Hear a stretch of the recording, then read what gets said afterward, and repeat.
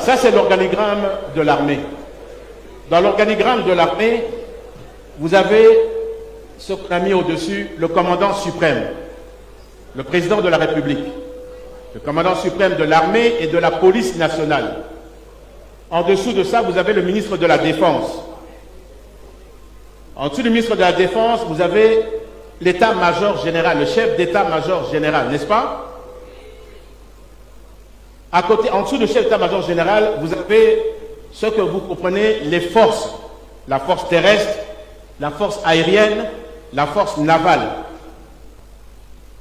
À côté de ça, vous avez ce que, dans notre organisation, dans notre politique de défense, vous avez les zones de défense.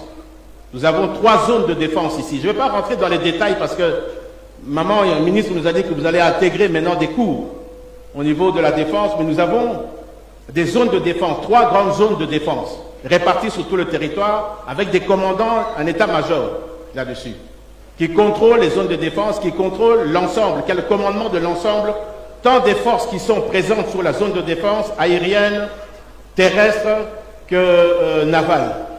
C'est ça que vous voyez, ZDEF. Ensuite, à côté de ça, vous avez les corps, les différents corps.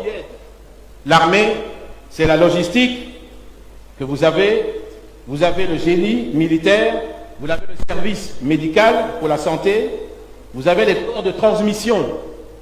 Les corps de transmission, c'est tout un corps entier. Le service médical également, c'est tout un corps qui est dispersé dans toutes les unités. La logistique également suit toute une intégration, que ça vienne de l'état-major général qui est redistribué dans toutes les brigades, dans tous les bataillons. Ensuite, vous avez le corps de transmission. C'est les transmissions qui se font par voie de radio, par voie de communication. Ça aussi, c'est toute une direction au niveau de l'armée. Et puis, vous avez bien sûr la question du social, au niveau qu'on appelle le CECAS, et puis vous avez les services de communication au niveau de l'armée que vous entendez de temps en temps, il y a des porte-paroles. Et vous avez aussi toute une série d'écoles militaires. Et je vais arriver à cette structure d'école militaire pour pouvoir vous donner le goût d'intégrer l'armée. Vous dites Amen. Donc, vous êtes d'accord? Tout ça, c'est pour vous dire que vous pouvez être bien guidé au niveau de l'armée. Ce n'est pas que vous arrivez pour vous demander mais qu'est-ce qu'on fait, non. Après la formation que vous avez, si vous quittez ici, vous irez certainement à d'autres iront à Kananga, d'autres iront ici du côté de Kitona, d'autres ici sur place, d'autres du côté de Kamina, d'autres du côté de Moura.